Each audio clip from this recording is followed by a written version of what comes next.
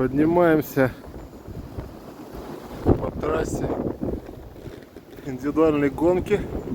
Этапа Кубка России по альпинизму. Ветрище сегодня, погода, конечно, капец, но вот ничего, в лесу более-менее. Вот так вот на ветру.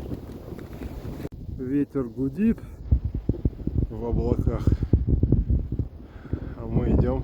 Тут в лесу неплохо.